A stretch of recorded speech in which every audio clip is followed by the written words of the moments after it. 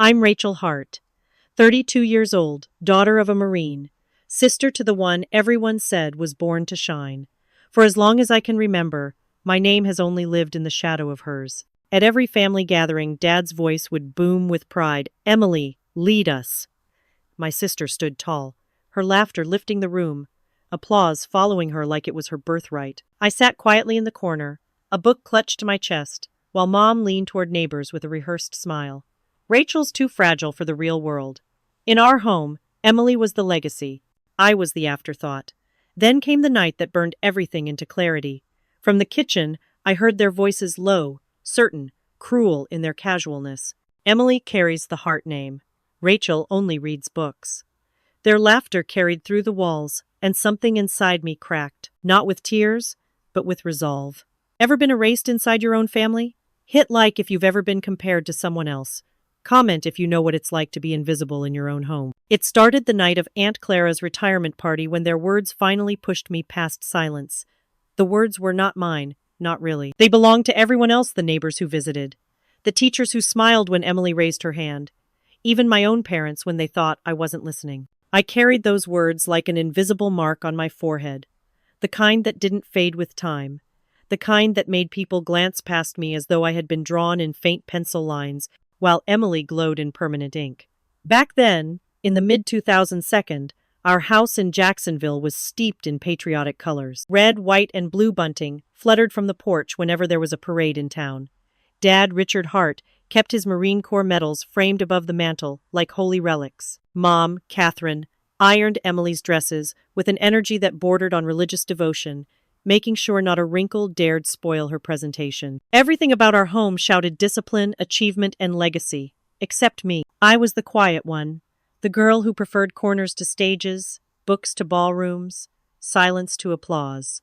Emily thrived on the opposite. She could turn a simple greeting into a performance, her laughter lifting through the rooms, her hair always arranged like she had stepped out of a glossy magazine. At family gatherings, the comparisons became as natural as the smell of grilled burgers or the sharp bite of sweet tea. "Emily, lead the pledge for us," Dad would say, his chest swelling with a pride that seemed to borrow oxygen from everyone else in the room. Emily stood tall, her voice ringing with confidence as she led cousins and neighbors through words of loyalty to the flag.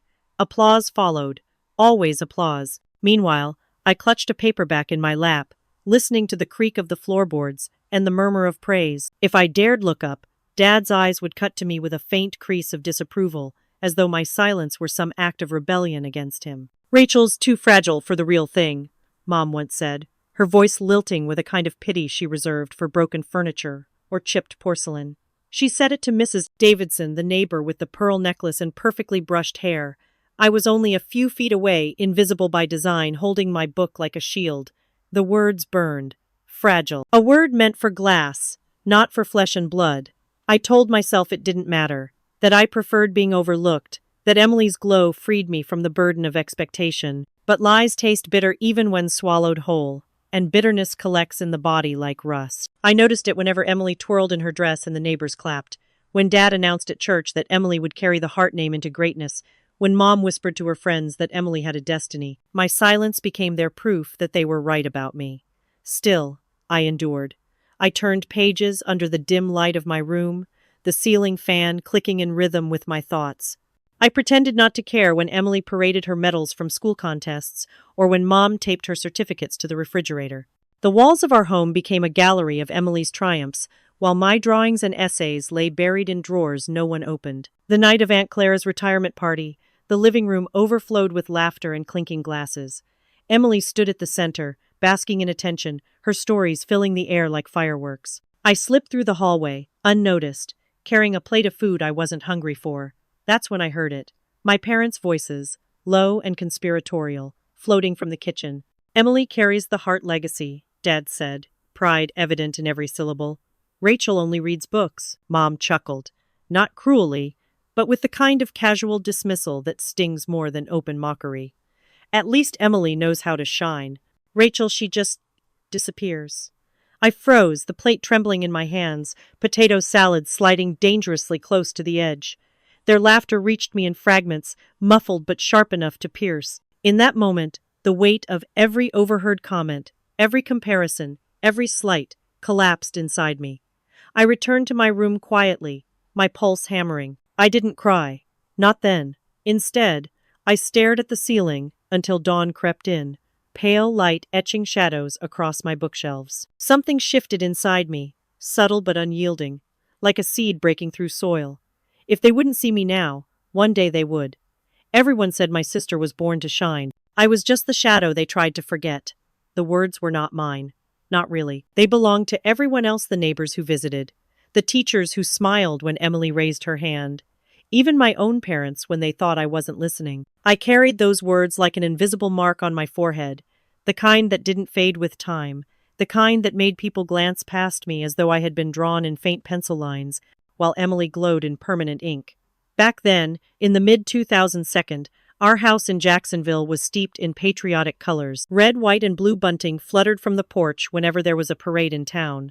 Dad, Richard Hart, kept his Marine Corps medals framed above the mantel like holy relics. Mom, Catherine, ironed Emily's dresses with an energy that bordered on religious devotion, making sure not a wrinkle dared spoil her presentation. Everything about our home shouted discipline, achievement, and legacy, except me. I was the quiet one, the girl who preferred corners to stages, books to ballrooms, silence to applause. Emily thrived on the opposite. She could turn a simple greeting into a performance, her laughter lifting through the rooms, her hair always arranged like she had stepped out of a glossy magazine. At family gatherings, the comparisons became as natural as the smell of grilled burgers or the sharp bite of sweet tea. "Emily, lead the pledge for us," Dad would say, his chest swelling with a pride that seemed to borrow oxygen from everyone else in the room. Emily stood tall, her voice ringing with confidence as she led cousins and neighbors through words of loyalty to the flag. Applause followed. Always applause. Meanwhile, I clutched a paperback in my lap, listening to the creak of the floorboards and the murmur of praise. If I dared look up, Dad's eyes would cut to me with a faint crease of disapproval, as though my silence were some act of rebellion against him. "Rachel's too fragile for the real thing," Mom once said, her voice lilting with a kind of pity she reserved for broken furniture or chipped porcelain. She said it to Mrs. Davidson, the neighbor with the pearl necklace and perfectly brushed hair. I was only a few feet away, invisible by design, holding my book like a shield. The words burned. Fragile. A word meant for glass, not for flesh and blood. I told myself it didn't matter, that I preferred being overlooked, that Emily's glow freed me from the burden of expectation. But lies taste bitter even when swallowed whole, and bitterness collects in the body like rust. I noticed it whenever Emily twirled in her dress, and the neighbors clapped. When Dad announced at church that Emily would carry the Hart name into greatness. When Mom whispered to her friends that Emily had a destiny. My silence became their proof that they were right about me. Still, I endured.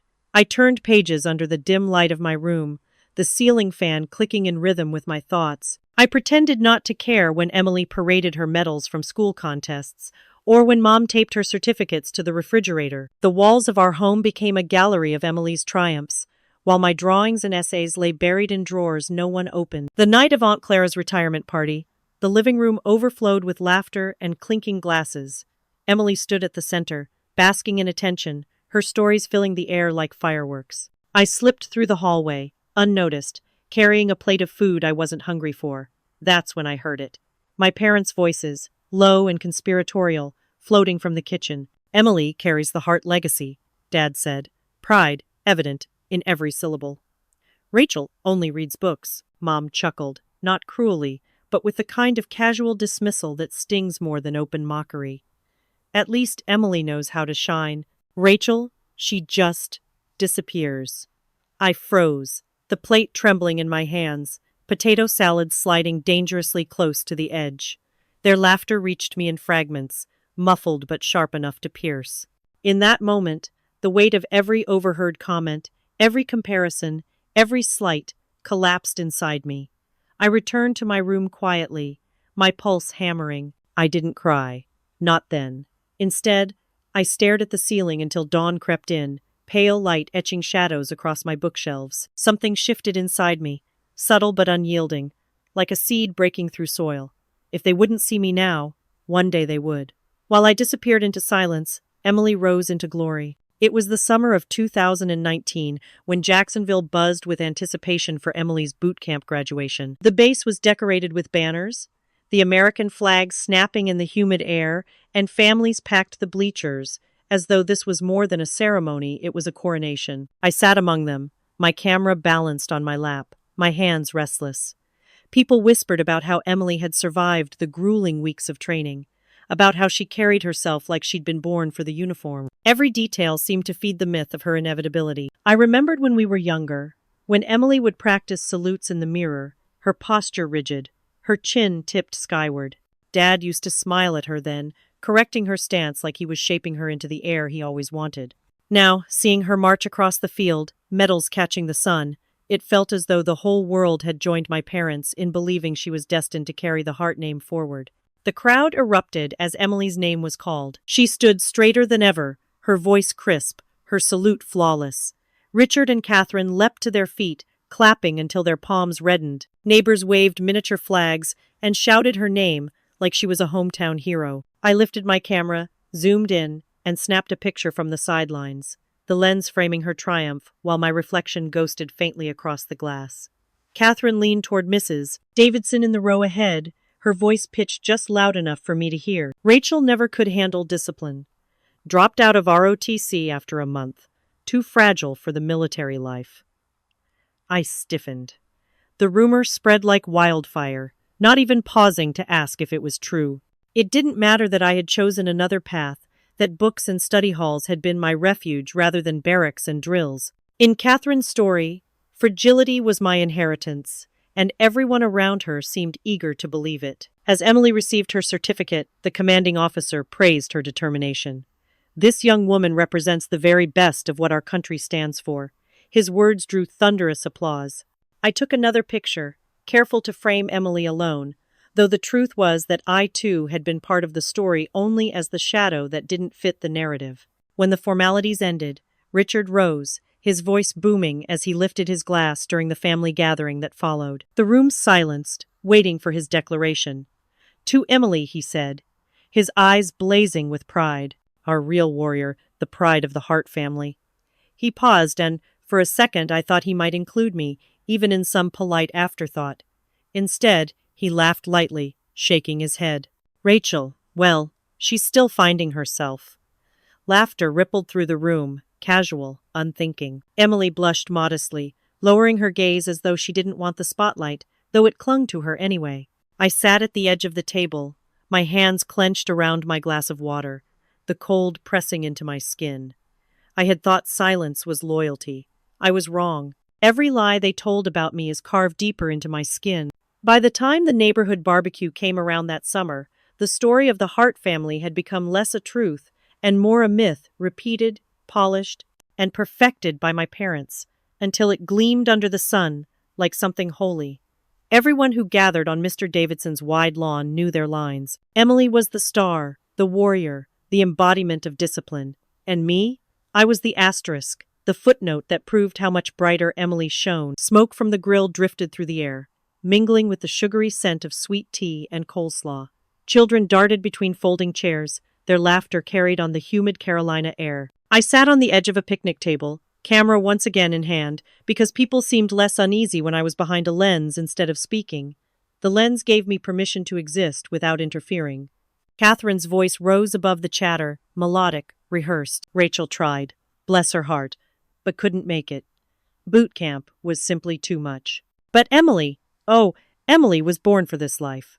Her smile was warm, sympathetic even, as though she were confiding a gentle tragedy instead of publicly chiseling my reputation into something fragile and laughable. Neighbors nodded, their sympathy directed not at me, but at her for having a daughter who had failed. Richard joined in with his usual booming laugh, slapping the back of a fellow veteran. Emily was born with the fight in her.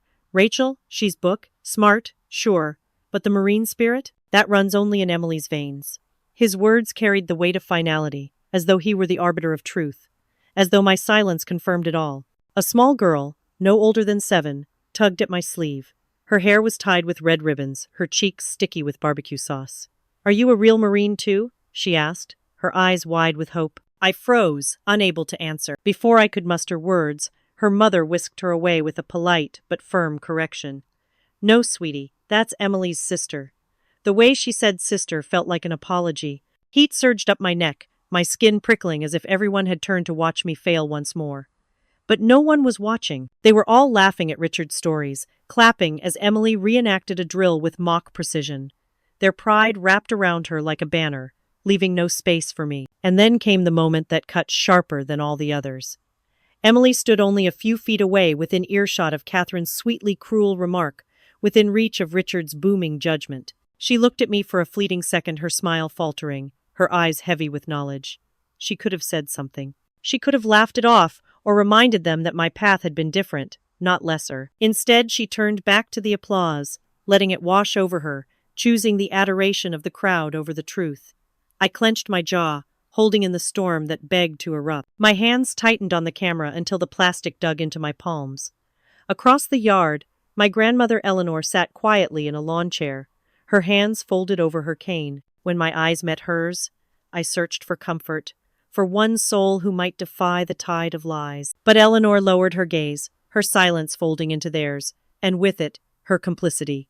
They thought I'd stay hidden in the back row. They were wrong. The July sun scorched Jacksonville like a punishment that refused to let up, baking the concrete of the Marine base until the air shimmered in waves. Flags lined the wide avenue where the 4th of July parade was about to begin, snapping sharply in the breeze, red and blue so vivid they almost hurt to look at. The crowd pressed in along the sidewalks, neighbors, veterans, children painted with face paint stars.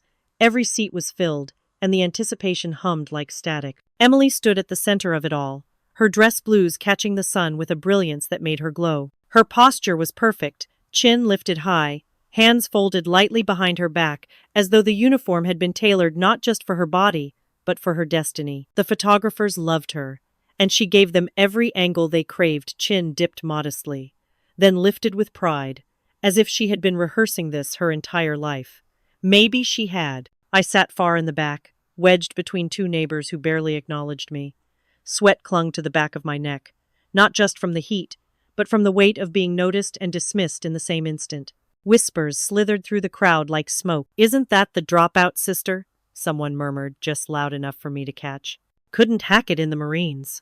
Their words slid beneath my skin, each syllable another notch in the scar, carved by years of comparison. Richard made sure the whole block heard him when he boasted, his voice booming above the hum of the crowd. "Emily is the real soldier of the family, always has been." He slapped a neighbor's back, his laughter rolling like thunder. Catherine fluttered at his side, perfect in her pearls, nodding along with a pride so radiant it made me ache. I tried to focus on the parade itself, the sound of drums rattling down the street, the cadence of boots against asphalt, but every note seemed to sync with the pounding of my heart. My camera hung useless in my lap. For once, I couldn't hide behind a lens. Then came the moment that pressed the knife deeper. Emily was handed the microphone, her voice amplified through the speakers that framed the bass. She smiled, poised, her eyes glinting as she began. "I want to thank my parents for their unwavering belief in me, for raising me to live with honor and discipline. And my sister Rachel," her pause was deliberate, her tone shifting, almost casual, "who never saw her path in the military but supported me from the sidelines." A ripple of laughter spread through the crowd, soft at first, then swelling like a tide. It wasn't cruel in tone, it was worse than that. It was indulgent, the laughter people use when they agree with something that feels obvious. My lungs tightened, my stomach twisted. I gripped the metal chair so hard that my knuckles turned white, the skin stretched thin over bone. The world blurred at the edges, voices merging into a roar I could hardly separate. All I could see was Emily's polished smile, the perfect arc of her salute, the way the crowd leaned in to worship her. The heat pressed heavier. The flags snapped louder. The humiliation sank deeper. And I sat there, silent, every muscle coiled as if the battlefield had finally come to me, right here, in the middle of a parade. Their laughter wasn't just noise, it was proof of the lie they'd built around me. The parade drums had quieted into the background, the steady rhythm dissolving into the chatter of the crowd. Yet every burst of laughter felt as if it cut through the July heat, slicing straight into me. Families waved flags, children licked melting popsicles, but their joy was infected with something cruel when it landed in my direction. Richard had become the loudest of them, the master of his own theater. He leaned across the aisle to speak to Mr. Johnson, the retired colonel who had mentored Emily years ago. Rachel couldn't even finish training, he boomed, his voice deliberate, pitched to carry. But Emily never quit a day in her life. The men around him chuckled, clapping him on the back, the sound booming like applause after a cheap punchline. I sat rigid in the metal chair, the sun burning my scalp, sweat gathering beneath my collar. A group of uniformed officers sat 3 rows ahead, men I didn't know, their chests decorated with ribbons and pins. One of them pointed subtly over his shoulder, his smirk curling into a chuckle. The others followed his gaze toward me, as though my presence itself was a spectacle, my existence reduced to a cautionary tale. My stomach turned, but I forced my eyes forward. Catherine, ever the image curator, angled her phone just so, live streaming every polished moment of Emily's triumph. She tilted her chin toward the screen, her voice dripping with pride. Only Emily carried the Hart torch, she said sweetly. Her words meant not just for the hundreds in the stands, but for the faceless thousands watching online. She never mentioned me except as a shadow, a foil to her golden daughter. And the audience ate it up, comments rolling in faster than the flags could wave. Emily stood near the podium, basking in it all, her smile serene, her shoulders squared. She didn't laugh, not openly, but she didn't stop them either. Every silence of hers was another nail in the coffin of my dignity. The sting reached its peak when a stranger, a man I didn't recognize, his uniform crisp and unblemished, walked past and stopped just long enough to sneer down at me. "Didn't you wash out?" he asked, his words dipped in mockery. "Must be awkward sitting here." His voice wasn't loud, but it was sharp, slicing close, the kind of whisper designed to cut deeper than a shout. His friends chuckled behind him, shaking their heads as though the story had already been written, my role forever sealed. The humiliation pressed against my skin, pressing until I felt I might burst. My chest burned, my hands trembled, but something colder, sharper than despair, rose through me. I turned slowly, meeting his eyes, and I let the blaze I'd held back for years flare at last. My voice was steady, though my pulse raced like gunfire. "One day," I said, my jaw tight, each word carved with precision, "you'll regret asking that." For the first time, I saw a crack in Emily's perfect armor. The tent smelled of starch and sweat, canvas walls trembling in the July heat. Backstage, away from the patriotic music and the gleam of polished boots, it was quiet enough to hear Catherine fussing with her phone and Richard pacing like a drill sergeant. Emily sat rigid on a folding chair, her hands clasped too tightly in her lap, her eyes on the floor. Catherine's voice was syrupy and sharp at once. "Don't mention Rachel's so-called service," she said, tugging at the hem of Emily's pressed uniform. "The community wants a shining hero, not a reminder of failure. Keep it clean, darling. Keep it about you." Richard loomed near the opening of the tent, his jaw set like concrete. "Stick to the script," he barked. "You're our pride. You don't need her dragging you down in front of the general." His tone carried the weight of years of dismissal, as though Rachel had never been part of the same bloodline, as though he could scrub her from the family history with one order. Emily nodded, but the stiffness of her shoulders betrayed her. She pressed her lips together, recalling moments she'd buried long ago. Rachel staying up late to quiz her on marine knowledge before boot camp. Rachel silently sewing a tear in her uniform the night before her first drill competition. Rachel standing in the back at every school award ceremony, clapping until her palms were red. Rachel had always been there, unseen, but steady.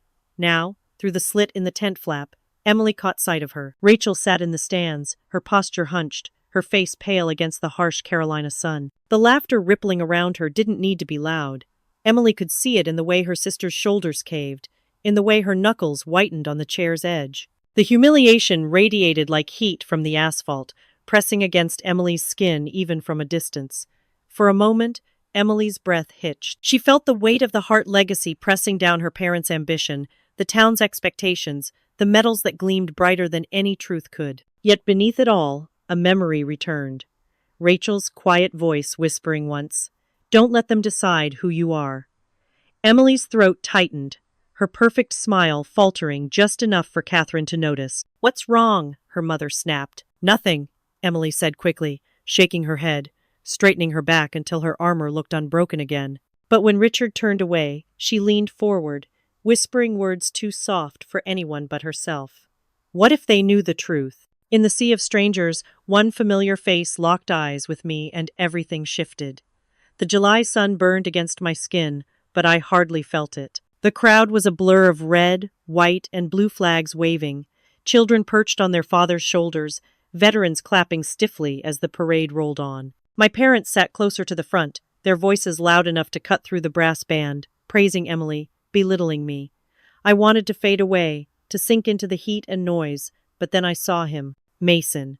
He stood near the edge of the bleachers, a little older, a little rougher around the edges, but unmistakable. His eyes steady, alert, familiar found mine in the chaos, and for the first time all day, I didn't feel entirely alone. He gave the slightest nod, barely perceptible, as though acknowledging something sacred we both carried.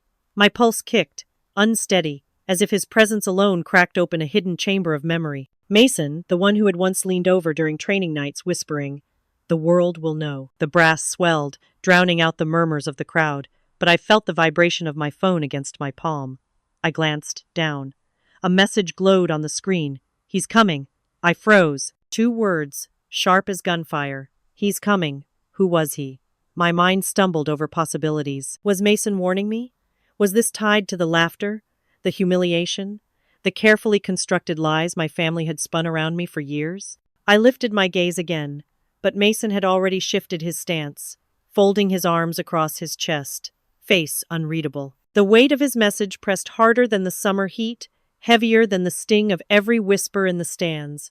Beside me, Eleanor clutched her small purse tightly in her lap. Her eyes, glassy with unshed tears, followed Mason, then darted to me. For a heartbeat, I thought she might speak, confess something, break the silence she'd worn like armor, but instead, she looked away, her jaw trembling, her tears retreating back into the hollow places where guilt hid. I swallowed hard. My heartbeat roared in my ears, out of step with the parade drums. If Mason had come all this way, it wasn't by accident. And if he was on his way, whoever he was, then the game I thought I had no place in had already begun. The phone burned hot in my hand. My thumb hovered over the screen, but I didn't type a response. Instead, I held it tight, knuckles stiff, waiting, pulse pounding with a rhythm that promised the truth was no longer distant.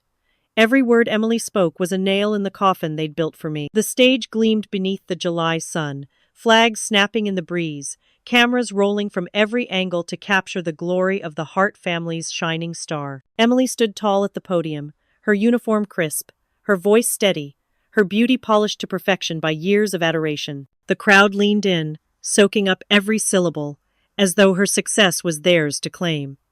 "Thank you," she began, her tone poised, rehearsed, flawless. "To my commanding officers, my mentors, and to the great community of Jacksonville that has always stood behind me." Applause broke like a wave, sweeping through the crowd. Richard swelled with pride, his chest puffing, as though he'd raised Emily single-handedly. Catherine angled her phone, capturing every second for her live stream, eyes glinting like polished glass. "And of course," Emily continued, her gaze flicking to our parents, "to my father, Richard Hart, who taught me discipline and honor, and to my mother, Catherine Hart, who taught me to stand tall and proud. I would not be here without them." Their names drew cheers from the neighbors who had believed the story for so long that the Harts had raised one warrior, one beacon of American grit. I sat in the stands, the sweat pooling at the base of my neck, the sound of their cheers like knives against my skin. I tried to breathe, but the air was thick with smoke from barbecue grills and the perfume of patriotism. Emily hesitated for the briefest moment, her eyes searching, uncertain. Then her lips parted, and the words fell like lead. "And my sister Rachel," she said, her voice softening, almost too much. "She taught me to dream, even if she couldn't find her own path." It was a line delivered like a dagger with honey on the blade. The crowd murmured instantly, heads turning, whispers darting between them like wasps. So she really failed, couldn't hack it. Always knew she was the weak one. The judgment curled in their voices, sharp and unrelenting. Richard beamed, lifting his chin higher, savoring the validation.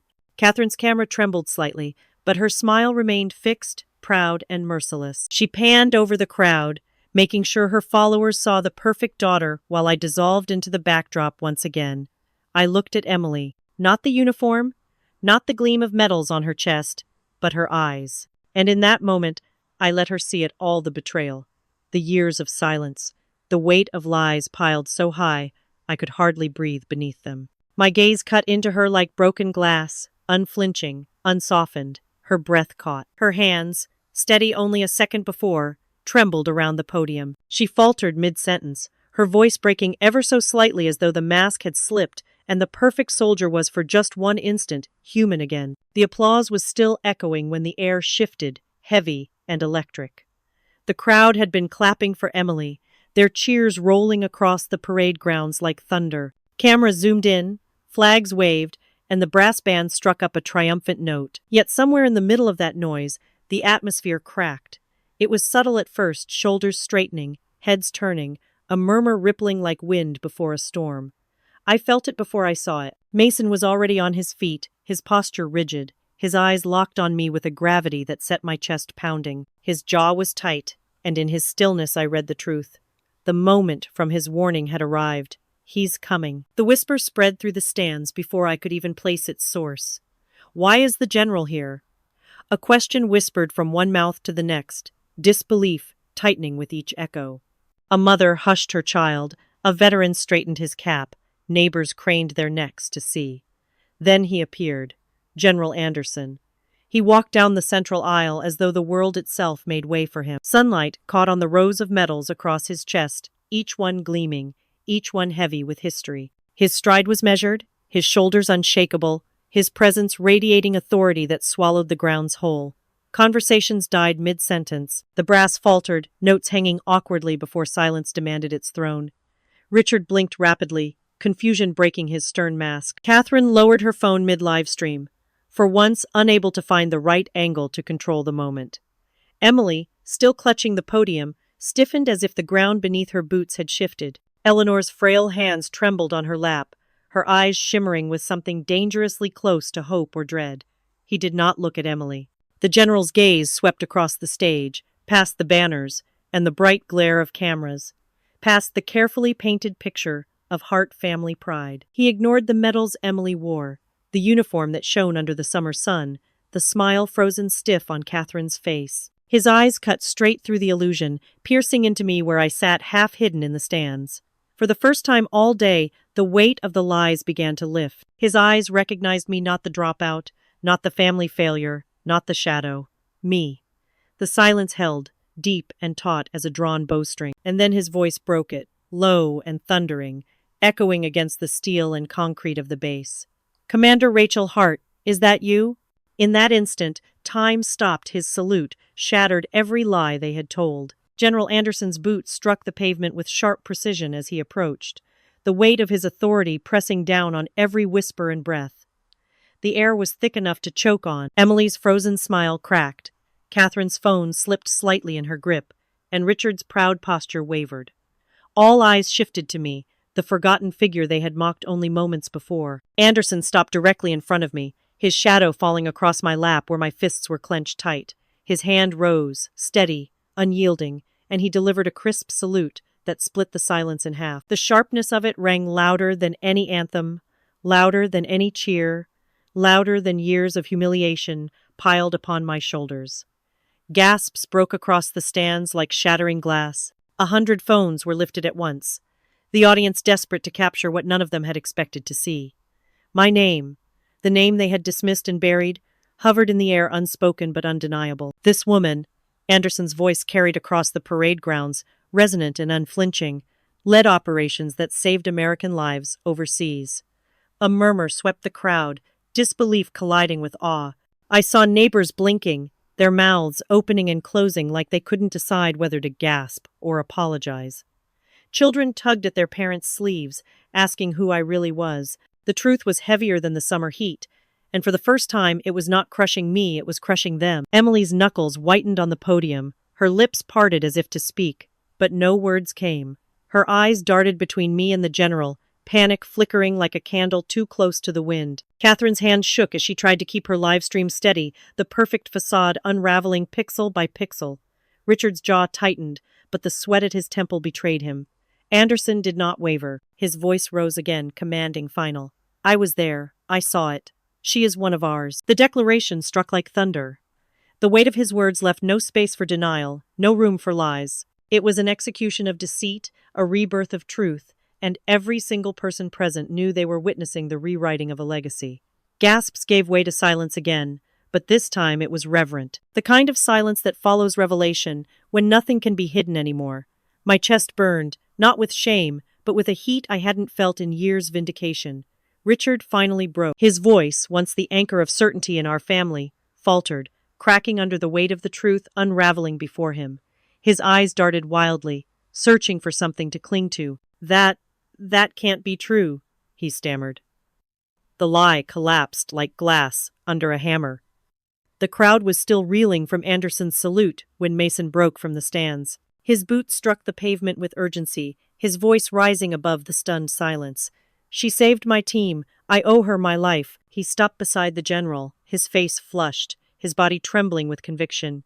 The words hit like live rounds, direct, undeniable. A ripple surged through the audience. Some gasped, some whispered. Others simply stared at me like they were seeing me for the first time. Neighbors who had laughed at barbecues, who had nodded when Catherine called me fragile, now struggled to reconcile the picture they had been fed with the truth standing before them. Eleanor's sob cracked the heavy air. From her seat, her frail body shook as though decades of silence were finally too much to bear. I stayed silent too long, she wept, her voice breaking, raw with guilt. The sound of it was thin but unrelenting, slicing deeper than any accusation. She pressed a trembling hand against her lips as tears ran down her cheeks. The matriarch of the Hart family, who had always lowered her eyes, was admitting her part in my erasure. Emily's hand shook violently. The script she had clung to fluttered to the ground, pages scattering across the stage like fallen leaves. Her face drained of color, her breathing quick, shallow. The perfection, the armor she wore for years cracked under the pressure of truth pressing in from all sides. She looked at me, her eyes searching, pleading, but there was no refuge to give her.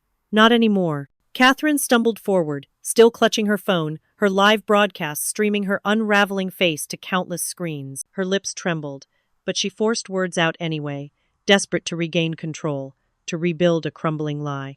"It was for your own good, Rachel," she whispered, voice laced with panic. The way a gambler whispers as the last card turns against them. Her eyes darted between the crowd and me, searching for an ally, for someone to nod, for someone to believe her. But no one moved, no one agreed. Richard stood stiff, his jaw grinding, his certainty collapsing like sand under waves. He opened his mouth, but the sound that came out was hollow, stripped of the thunder he once commanded. He looked smaller now, diminished in the harsh light of truth. I drew in a breath, steady and cold, the kind of breath sharpened by years of endurance, the kind of breath that precedes final judgment. My voice cut through the silence, colder than the July air could ever be. "Number, it was for yours." The words hung there, immovable, merciless, and final. Pride built on lies cannot survive the truth. The parade field was no longer a place of celebration, but a graveyard for falsehoods. The banners still flapped in the July breeze. The brass bands still stood with their instruments slung over their shoulders. Yet no one was looking at Emily anymore. No one was laughing at me. The spotlight that had been so carefully constructed for my sister's glory now flickered and died, leaving Richard and Catherine exposed in its ashes. Richard's voice, once booming and sharp, trembled as he tried to salvage the narrative. "All these years we thought," he stammered, but his words scattered like dust in the wind. The crowd wasn't listening. One by one, they turned their backs, conversations buzzing as they walked away. Former friends who had toasted with him at barbecues, neighbors who once believed his boasts, now shook their heads, muttering, "So it was Rachel all along?"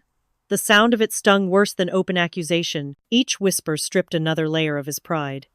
Richard reached out instinctively, as if to call them back, but no hand met his. His own voice abandoned him, leaving only the hollow rasp of a man who had built a fortress on sand. Catherine clung desperately to Emily, her fingers clawing into the pressed fabric of her daughter's uniform. "Stay with me. Smile for them. We can fix this," she hissed, frantic, the mask of composure long gone. Her live stream had ended in chaos, and now she was left with nothing but a trembling grip and a hollow plea. But Emily's stiff shoulders betrayed no comfort, only resistance. The murmurs from the crowd grew sharper. Mothers pulled children closer, muttering about betrayal. Old veterans crossed their arms, their gazes hard, as if the Hart name had personally insulted them. Catherine's painted smile cracked into desperation.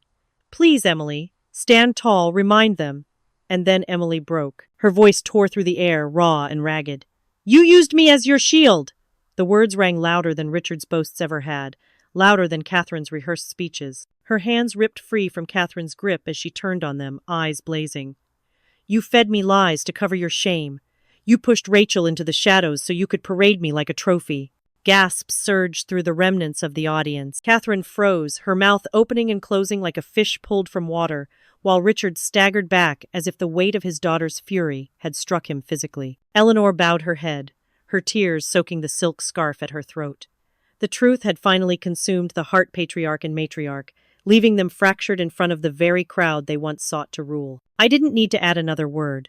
The truth had already burned them alive. Slowly, I turned and began walking, each step deliberate, each breath steadier than the last. The people parted as I passed, their eyes following me with something I had never felt before: respect. Not pity, not mockery, but recognition. And as the path cleared before me, I kept moving, the sting of humiliation behind me, and the weight of vindication finally pressing into my bones. Silence is not neutral, it is betrayal. The house felt different that night, stripped of the arrogance and gloss it had always worn.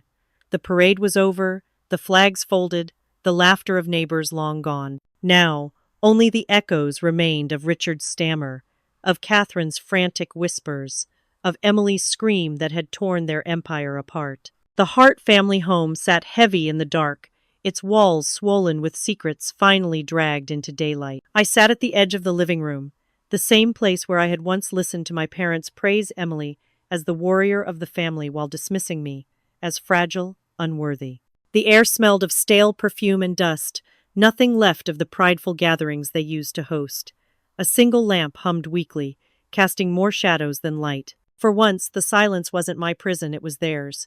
Eleanor shuffled into the room, her hands trembling against her cane. Her eyes, red from tears, lingered on me as if measuring whether I would even let her speak. For years, she had sat through the lies, nodding, smiling, refusing to contradict Richard and Catherine. Now her lips pressed together until she finally broke. I knew they lied, she whispered, voice cracking like an old branch. I knew, Rachel. I stayed quiet to keep the peace. Her confession was not shocking, it was confirmation. My grandmother, the one who could have defended me, who had seen the small cruelties sharpen into blades, had chosen stillness. Keeping peace, I repeated slowly, the words tasting bitter. Whose peace? Not mine. The sound of footsteps came next. Emily appeared in the doorway, her uniform still crumpled from the day's humiliation. Her eyes were swollen, streaked red. She didn't bother pretending strength now. She sank onto the couch, burying her face in her hands. I knew too, she choked, words spilling between sobs. I let them use me. I let them hold me up while they tore you down. And her voice broke. I let them. I didn't move to comfort her. For years I had wanted her acknowledgement, a shred of recognition, but now that it came, it felt hollow, necessary, but late, very late. My chest tightened with something heavier than anger, something like grief for the years lost. For a long moment, none of us spoke. The clock ticked on the mantel. Outside, cicadas droned in the North Carolina night, unaware of the implosion that had gutted the Hart family legacy.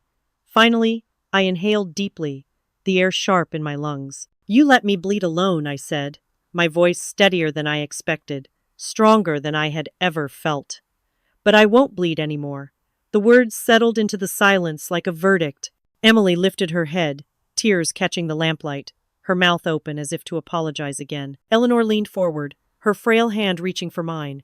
Her grip was fragile yet insistent, as though this one act of touch could redeem the decades she had stayed quiet. Her eyes glistened as she whispered, "Then don't repeat my silence." The plea burned into me, not as an excuse, but as a warning, a reminder that the chains of silence pass from one generation to the next, unless broken. And I realized then the reckoning wasn't just theirs, it was mine. For the first time, my name was mine again. Weeks had passed since the parade, but its echoes lingered in Jacksonville like smoke after a fire. The Hart family's reputation, once paraded like a banner, had been burned to the ground. What rose in its place was something quieter, sturdier, and for the first time in my life, it carried my name. Tonight, I stood at the Veteran Memorial Hall. its marble walls etched with names of those who had given everything. I had walked past those names countless times before, invisible. But now, the hall was full. The community gathered not to praise Emily, or Richard, or Catherine, but to listen to me. The stage lights were warm against my face, the polished wood beneath my boots, reminding me of the podiums I had avoided all my life. Rows of men and women in uniform sat shoulder to shoulder with neighbors, teachers, and families. Mason leaned casually against the wall, his arms folded, but his steady nod told me he was with me as surely as he had been in the field. Eleanor sat in the front row, clutching her cane with both hands, her eyes moist, her presence both apology and prayer. Behind me, Emily stood silently. She wore no medals tonight, no spotlight. Her shoulders sagged under the weight of her choice to stand as a shadow, for once, so I could be seen. Her silence wasn't betrayal anymore. It was support. I drew in a long breath and began. Honor, I said, the word ringing through the hall. Sacrifice. Truth. I let each word land before continuing. These are not just words carved into stone or written on programs. They are lived, they are earned, and sometimes they are stolen. The air tightened. I could feel the community leaning forward, waiting, listening. My parents had not come. Their absence was as loud as the applause they once demanded. For years, I continued, my voice steady. My name was erased from the stories told in this very town. I was the one who washed out, the one too fragile, the one who never found her path. That was the lie.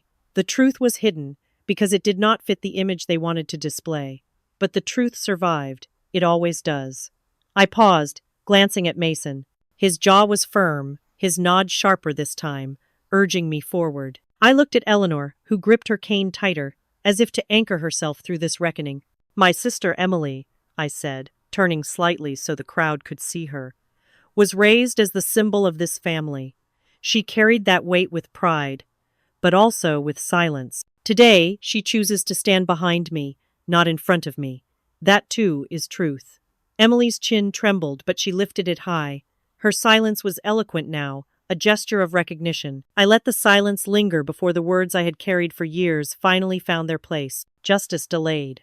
I said, my voice strong, my back straight, is not justice denied. For a moment, nothing moved. Then the hall erupted applause, cheers, the pounding of hands against wood. The sound washed over me, not like the mocking laughter of the parade, but like thunder rolling from the mountains, undeniable and pure. I stood still, letting it fill me, letting it erase every whisper, every dismissal, every shadow. My eyes scanned the hall faces shining, tears glistening, pride restored where shame had once lived. And then, softly, so only I could hear it, I whispered inwardly, I am no longer invisible. The applause roared on, but inside me, a quiet certainty took root. My name was mine again. The long march of betrayal, humiliation, and silence ended with truth standing unshaken in the light. Justice did not come easily, nor did it arrive quickly. But when it finally broke through, it burned away every mask and every false glory. When injustice is met with unwavering courage, the final verdict can echo through a lifetime. No wall of lies can stand forever against the tide of truth. If this story stirred you, don't forget to like, share, subscribe, and leave your thoughts below. Comment 1 if you felt the same fire of justice, or 2 if you think the reckoning could have gone further.